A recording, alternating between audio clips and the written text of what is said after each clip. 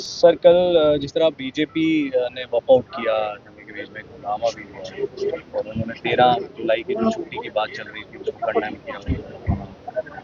دیکھیے بہت اچھے ماحول میں پچھلے 2-3 دنوں سے اپنا اسمبلی چل رہی تھی، لیکن انفارچونیٹلی ایسا ہوا کہ 13 جولائی کو لے کے کچھ ممبران نے، خاص طور سے سینئر ممبران نے کوئی ڈیروگیٹری الفاظ کا استعمال کیا جو کہ نہیں کیا جانا تھا. ہمیں اس چیز کا احساس رہنا چاہیے کہ بڑی مشکل کے بعد یہ ڈیموکریٹک نظام جو ہے وہ ریسٹور ہوا ہے، اور ہمیں ریسپانسبلٹی کو اپنی مد نظر رکھتے ہوئے اس اسٹیٹ کو اگر ہم نے یا یوٹی جو آج ہے اس کو آگے بڑھانا ہے تو ہمیں ہر زاویے سے اس کے اوپر ریسپانسبلی بیہیو کرنا چاہیے، اور خاص طور سے سینئر لیڈرز کو بہت ہی سوچ سمجھ کے اپنے الفاظ کا استعمال کرنا چاہیے.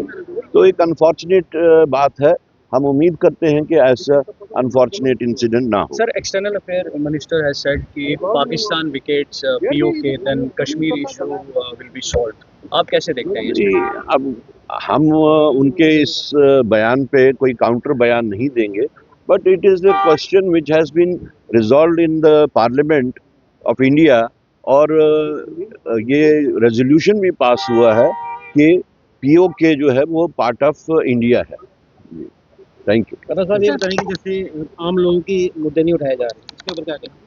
عام لوگوں کے مدعے اٹھانے کے واسطے ہمیں ایک ویسا ماحول چاہیے جو کہ ہم بار بار کہہ رہے ہیں کہ ہمیں ریسپانسبلٹی سے بیہیو کرنا چاہیے، تاکہ جو مینڈیٹ لے کے ہم یہاں آئے ہیں وہ بھی خاص طور سے پچھلے 7 سال کی ان مشکلات اور پریشانیوں کے بعد، تو یہ پورے ہاؤس کی ریسپانسبلٹی ہے.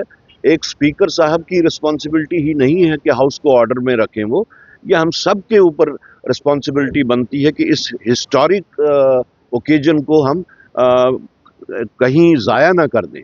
تو ہمیں بھی اپنے بیہیویئر میں اس طریقے سے لانا چاہیے. کرن صاحب کل بجٹ پیش ہونے والا ہے، مہتوپورن دن ہے، کس طریقے سے دیکھتے ہیں آپ؟ وہ تو بجٹ آنے کے بعد ہی پتہ چلے گا، لیکن ہم امید کرتے ہیں کہ بجٹ کے پروویژنز جو ہوں گے وہ پرو پیپل ہوں گے، اور صرف اس میں ہمیں جو ایک تھوڑی سی نا امیدی ہے وہ یہ ہے کہ جو یونین بجٹ میں جموں کشمیر کے واسطے جو پروویژنز رکھے گئے ہیں یا جو ایلوکیشن تھی اس کی پرانی، اس ایلوکیشن کو کم کیا گیا ہے. اب سرکار اس کو کس طریقے سے مینیج کرے گی وہ دیکھنے والی بات ہے. سر